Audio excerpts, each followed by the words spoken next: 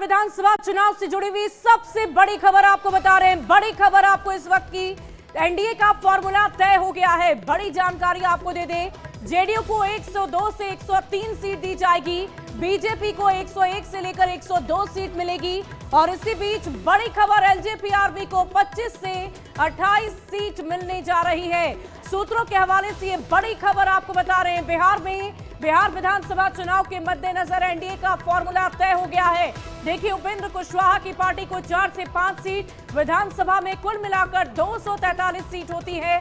और अलग अलग पार्टियों में कैसे सीटों का बंटवारा हुआ है, इसकी पूरी जानकारी हम आपको दे रहे हैं। सबसे ज्यादा जेडीयू को 102 से 103 सीट, वहीं बीजेपी को 101 से लेकर 102 सीट दी जाएगी। वहीं एलजेपीआरबी को 25 से 28 सीट मिलेगी। आरएलएम की बात करने, उपेंद्र कुशवाहा की पार्टी की बात करें, जीतन राम मांझी को 7 सीटें देने की बात कही जा रही है। और वहीं आरएलएम को 4 से 5 सीट। और देखिए, इस वक्त हमारे साथ इस पूरी खबर के अधिक जानकारी के लिए न्यूज 18 के ब्यूरो चीफ हमारे साथ हैं दिवाकर जी, उनसे बातचीत करेंगे। दिवाकर जी, सूत्रों के हवाले से ये बहुत बड़ी खबर है, क्या वाकई एनडीए इसी फॉर्मूले के आधार पर बिहार विधानसभा चुनाव में उतरने जा रहा है? जी बिल्कुल, जो सीटों का अनुपात है वो लोकसभा चुनाव के जो फार्मूले हैं उसी के इर्द गिर्द होने के आसार हैं। और जो खबर मिल रही है उसमें यह माना जा रहा है कि 243 सीटों में बराबरी की सीटें जो है जेडीयू और बीजेपी के बीच बांटी जाएगी। फिर उसके बाद जो है 43 सीट बचती हैं, उसमें अगर जेडीयू और बीजेपी के लिए कुछ 2-4 सीटें रिजर्व है और बाकी जो सीटें बचती है उसमें एलजेपी के साथ साझा किया जाएगा, जीतन राम मांझी की पार्टी हम को साझा किया जाएगा और जो उपेंद्र कुशवाहा की पार्टी है उनको साझा किया जाएगा। तो ऐसे में एलजेपी के खाते में ये माना जा रहा है कि उसे 25 से 30 सीटों के बीच का एक आंकड़ा हो सकता है। हालांकि एलजेपी की तरफ से 36 सीटों की डिमांड है, कुछ जो है नेता हैं वो 40 सीटों की भी डिमांड कर रहे हैं। लेकिन फिलहाल जो फॉर्मूला है उसके तहत जो है 100 के आसपास की सीटें जो है जेडीयू बीजेपी के लिए हो सकती है, चाहे वो 101 का आंकड़ा बीजेपी के पक्ष में आए या 102 सीटों का आंकड़ा आए। वहीं जेडीयू की बात करें तो जेडीयू को 1-2 सीटें ज्यादा मिल सकती है बीजेपी के मुकाबले।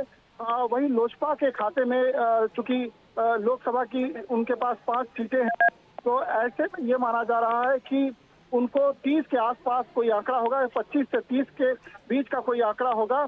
वहीं अगर जो है राष्ट्रीय जो उपेंद्र कुशवाहा की पार्टी है उसके खाते में 4 से 5 सीटें जाती हुई दिखाई दे रही है। बाकी जो सीटें बचती है उसमें जीतन राम मांझी को शेयर किया जाएगा। हालांकि जीतन राम मांझी की तरफ से सर, अगर हम जीतन राम मांझी की बात करें, अगर हम की बात करें तो जीतन राम मांझी भी काफी महत्वाकांक्षी नेता हमेशा से रहे, तो क्या इतने पर वो अपनी बात को खत्म कर पाएंगे? क्या इतनी सीटों पर वो मान पाएंगे? देखिए, जीतन राम मांझी ने लोकसभा में भी 2 सीटों की डिमांड की थी, लेकिन जब बातचीत का आखिरी दौर चला तो जीतन राम मांझी के खाते में एक ही सीट लगी हाथ। और दूसरी तरफ अगर बात करें तो राष्ट्रीय जो उपेंद्र कुशवाहा हैं, जो उनकी पार्टी है, उसके खाते में अब 4 से 5 सीटें दिखाई दे रही है। तो क्या वे संतुष्ट होंगे? क्योंकि चलिए, देखने वाली बात होगी दिवाकर जी की क्या ये जो फॉर्मूला सूत्रों के हवाले से अभी अपने दर्शकों को बता रहे हैं, इसी फॉर्मूले के आधार पर एनडीए चुनावी रणभूमि में उतरेगी या नहीं, ये तो वक्त ही बताएगा। लेकिन इन सब के बीच लोकसभा चुनाव के फॉर्मूले के आधार पर एनडीए का फॉर्मूला लगभग इसी के आसपास होता हुआ नजर आ रहा है तय। और देखने वाली बात होगी कि क्या किसी भी दल की तरफ से इस पर विद्रोह जाहिर किया जाता है या सबकी सहमति से एनडीए एकजुटता दिखाते हुए इसी फॉर्मूले के तहत बिहार विधानसभा चुनाव में उतरता हुआ नजर आएगा। और फिलहाल इस बुलेटिन में